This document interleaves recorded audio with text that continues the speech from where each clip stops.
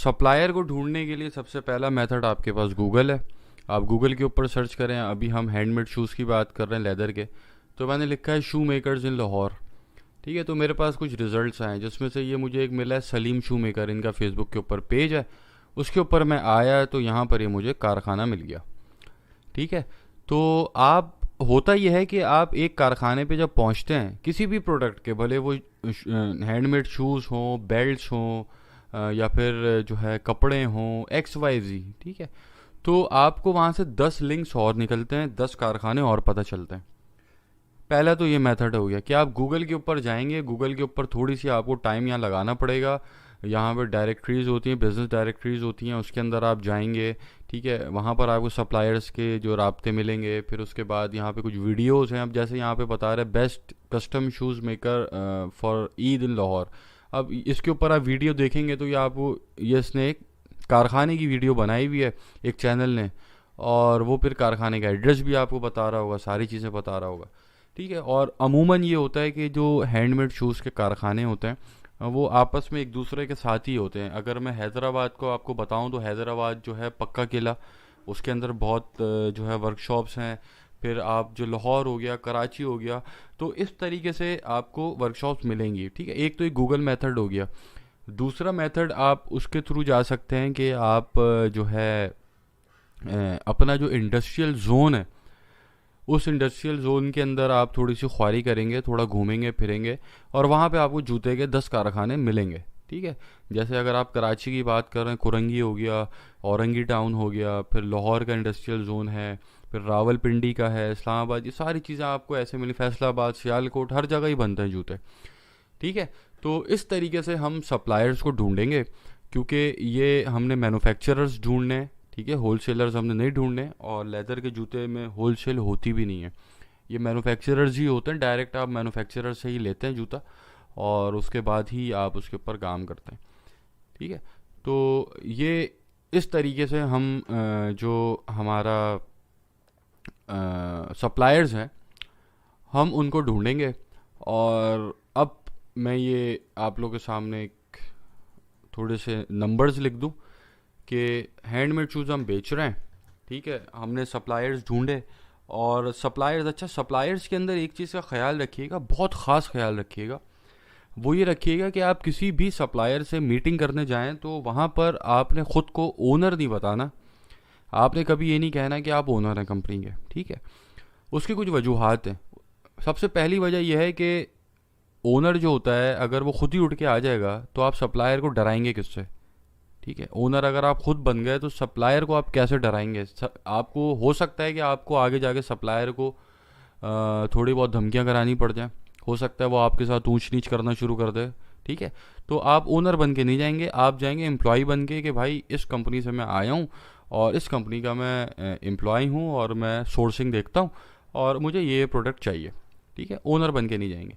और जाहिर है आपकी अभी बिज़नेस की शुरुआत है और आपको इतना हाई फाई तो है नहीं, तो अगर आप उसके सामने जाएंगे और वो फिर आपको देखेगा कि यार ये तो बाइक पे आया है, ठीक है, या अगर एक गाड़ी पे आया तो छोटी गाड़ी पे आया, मतलब कि कुछ छोटी सी टुच्ची कंपनी है, तो सप्लायर का पहले दिन जो आपके लिए एक इमेज क्रिएट होगा सप्लायर के जहन में, वो इमेज जो है आखिर दम तक आप उसके जहन के अंदर रहेगा आपके लिए। उसी इमेज की बेसिस के ऊपर वो आपको डील कर रहा होगा। ये बहुत इंपॉर्टेंट पॉइंट है, इसको याद अपने पास लाजमी लिखिएगा कि उसी इमेज की बेसिस के ऊपर आखिर दम तक, आखिर वक्त तक, जब तक आप उससे डील कर रहे हैं, सप्लायर आपको डील कर रहा होगा। अगर आप ओनर बन के जाएंगे तो आपकी इज्जत कम होगी। ठीक है, आपके साथ हेरा फेरी हो सकती है, आपको हो सकता है वो उतना मुंह भी ना लगाए कभी, और अगर कोई ऊंच नीच हो तो वो आप पे चढ़ के आ जाए। ठीक है, जबकि अगर आप एम्प्लॉय बन के जाएंगे तो आप उसको बोलेंगे कि भाई पीछे एक ओनर है, कंपनी का सेठ है वो कोई, और मैं एम्प्लॉय हूँ उसका, और मैं ऐसे ऐसे काम करता हूँ। ठीक है, ये एक चीज़ है सप्लायर जब आप ढूंढने जा रहे हो। दूसरा मेन पॉइंट ये है कि सप्लायर के साथ आप जो भी बात करें, सप्लायर को अपने रेट आपने कभी नहीं बताने कि आगे आप ये किस रेट के ऊपर बेच रहे हैं या किस रेट के ऊपर आप नहीं बेच रहे। ठीक है, तीसरी बात ये कि सप्लायर से आपने ब्रांडिंग अपनी नहीं करवानी। सप्लायर, अगर आप किसी मैन्युफैक्चरर से माल उठा रहे हैं तो वहाँ से माल बनेगा, ठीक है, उसकी अपनी पैकिंग के अंदर माल बनेगा और उसकी अपनी पैकिंग से माल बन के आप उसको थोड़ा सा खर्चा उसके ऊपर आप करेंगे और उसकी ब्रांडिंग कहीं और से कराएंगे। आपका जो सप्लायर है वो बिल्कुल समझेंगे, उसको कुछ भी नहीं मालूम होना चाहिए कि आपका क्या प्राइस है, क्या नाम है, किस उससे आप काम कर रहे हैं, कुछ भी नहीं मालूम होना चाहिए उसको। ठीक है, सप्लायर को अगर ये मालूम होगा और आगे अगर आपका काम बढ़ा और उसने देखा कि यार ये तो बड़ा पैसा बना रहा है बंदा, तो वो फिर आपके साथ आपको तंग करेगा, वो फिर बीच में कभी रेट बढ़ाएगा, कभी कुछ करेगा, तो वो आपको ऐसे जो है मसले मसाइल का सामना होगा। अगर आप किसी मैन्युफैक्चरिंग प्रोडक्ट की तरफ जा रहे हैं जो लोकली मैन्युफैक्चरर्ड है, ठीक है, जो लोकली मैन्युफैक्चर्ड आइटम है, उसकी तरफ अगर आप जाएंगे तो ऐसे मसले मसाइल आपको होंगे, तो उसका आपने ख्याल रखना। और जो मैंने टिप्स अभी आपको दिए हैं उसको आपने जो है उसके ऊपर अपना पूरा फोकस रखना है कि सप्लायर को आपने ये नहीं बताना कि आप ओनर हैं। ठीक है, तो आप सप्लायर के पास गए, आपने थोड़ा इसके ऊपर वर्किंग की और आपको रेट मिल गए। ठीक है, आपको जो सप्लायर है उसने कहा भाई मैं आपको 2,000 रुपये का शूज़ दे दूंगा। तो आपकी जो पहली कॉस्ट आई,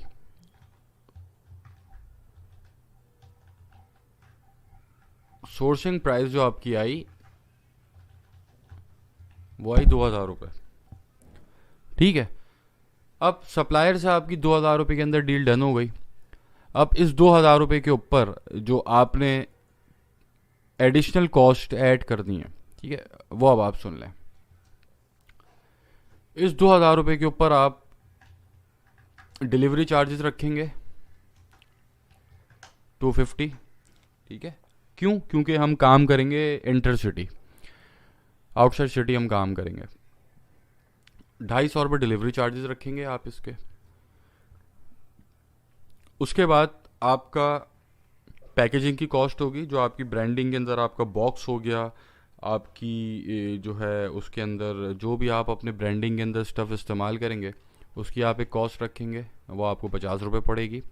ठीक है, इसको आप पैकेजिंग कॉस्ट के अंदर डाल लें, पीसी पैकेजिंग कॉस्ट। ठीक है, ये आपको पड़ेगी 50 रुपये। उसके बाद आपकी एक और कॉस्ट अकर होगी जो आपके रिटर्न्स होंगे। ठीक है, आप अगर फेसबुक पेज के ऊपर काम कर रहे हैं तो आपके रिटर्न आप रखेंगे 15% कम से कम होंगे। ठीक है, और ये 15% आपका रिटर्न आएगा ही आएगा।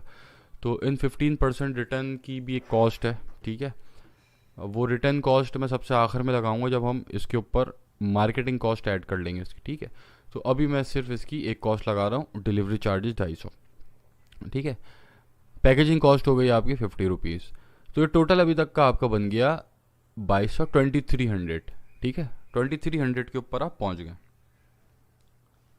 अब 2300 के अंदर आपकी जो मार्केटिंग कॉस्ट आएगी, ठीक है, वो जो आनी चाहिए वो मैं आपको बता रहा हूँ।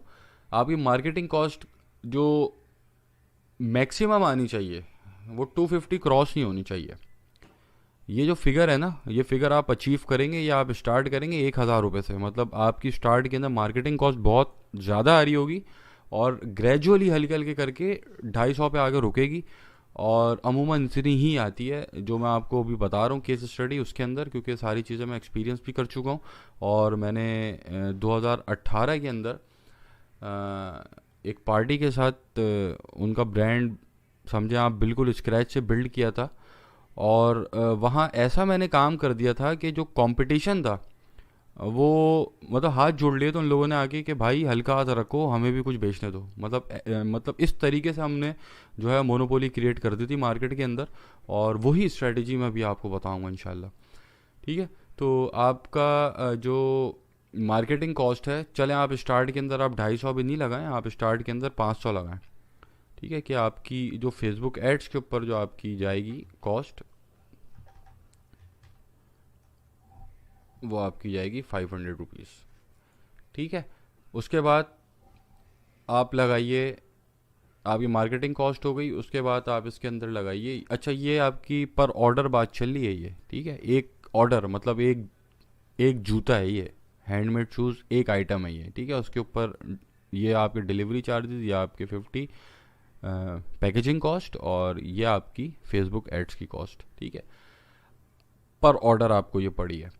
अब आप इसके अंदर लगाएंगे डिलीवरी जो आपकी फेल डिलीवरीज हैं जो कि आपके रिटर्न आए, ठीक है, 15% अगर आप रिटर्न लगाएंगे तो 100 आपने बेची है फॉर एग्जांपल, और इसका 15% रिटर्न आया है, तो मतलब 15 आपके पार्सल्स वापसी आए हैं। 15 की कॉस्ट, जाने की जो कॉस्ट है वो 250 है, ठीक है, 3750 हो गई है। और डिवाइडेड, आप इसको डिवाइड करेंगे 85 से, क्योंकि ये जो रिटर्न की कॉस्ट है ये आपने उसमें ऐड कर दी है जो आपके बिक गए, तो ये आपकी 44.11, इसको हम राउंड ऑफ कर लेते हैं 50, तो ये आपकी आ गई रिटर्न कॉस्ट आरसी, ठीक है, ये आपकी आ गई रिटर्न कॉस्ट। उसके बाद अगर आप टीसीएस के साथ काम करते हैं, ठीक है, वो आपसे रिटर्न के भी चार्जेस अलग से लेगा। मतलब ये तो आपकी वो कॉस्ट है 50 रुपीज़ के जो आपने 250 रुपये पे किए थे अपना पार्सल भेजने में, और जो डिलीवर नहीं हुआ और वापसी आ गया, ये हमने 50 रुपये सिर्फ जाने की कॉस्ट लगाई है, 250 रुपये, ठीक है। टीसीएस के साथ अगर आप काम कर रहे हैं तो टीसीएस आपसे रिटर्न आने के अलग से भी पैसे चार्ज करता है, और अगर आप कॉल कुरियर से काम करते हैं तो वो गालिबन नहीं करते, कुछ करते हैं कुछ नहीं करते, तो अमूमन हम इसका 50 रुपीज़ लगाते हैं जो कि रिटर्न की कॉस्ट होती है, ठीक है। ये जो नंबर्स हैं ये वेरी कर सकते हैं, ठीक है, ये ऊपर नीचे हो सकते हैं। आपके सामने एक प्रॉपर बिजनेस स्टडी दे रहा हूँ मैं, तो ये आप एडजस्ट अपने पास से कर सकते हैं, जो आपका सिनेरी होगा उस हिसाब से ये एडजस्ट होंगी चीज़ें, ठीक है।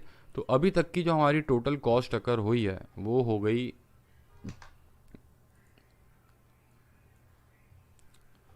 2000, ठीक है, 550 और 50 50 100, 2650 रुपये। तो टोटल ये आइटम जो आपको कॉस्ट किया, including marketing, packaging, delivery, returns, सारी चीज़ें मिला के ये आपको किया 2650 रुपये, ठीक है। 50 रुपये आप इसके अंदर और डाल लें मिसलीनियस के तौर पे, कि आपका कहीं आना जाना, फ्यूल, ये सारी चीज़ें आपने इसके लगा लिए 2700 रुपये। अब ये जो 2700 रुपये आपने लगाए, अब आप इसके अंदर ऐड करेंगे अपना प्रॉफिट, ठीक है। इस कॉस्ट के ऊपर मैं आपको रेकमेंड करूँगा कि आप अपना जो मार्जिन रखें वो एटलीस्ट 1000 रुपये आप मार्जिन रखें अपना, और 1000 रुपये के ऊपर कैसे बिकेगा अभी मैं आपको बताऊँगा अभी ये, ठीक है। तो ये आपकी कॉस्ट पड़ गई 3700। इस 3700 में से आप जो आगे बेचेंगे, ये तो आपको टोटल कॉस्ट पड़ रही है आपके प्रॉफिट के साथ, ये आपके प्राइस हैं जो आपने कलेक्ट करने हैं, ठीक है। और ये जो आपने कलेक्ट करने हैं प्राइस, ये आप लगाएंगे अपने पेज के ऊपर, ठीक हो गया। और इस सिनेरियो में, इस केस के अंदर जो अभी मैं आपको बताने वाला हूँ ये सारा, इसके अंदर आप डिलीवरी चार्जेस अलग से लेंगे, फ्री डिलीवरी नहीं करेंगे, डिलीवरी चार्जेस आप अलग से लेंगे इसके अंदर। तो आपकी जो सेलिंग कॉस्ट होगी वो होगी 3500, ठीक है, प्लस 200 डिलीवरी चार्जेस। तो ये आपका बना टोटल गेम, ठीक है।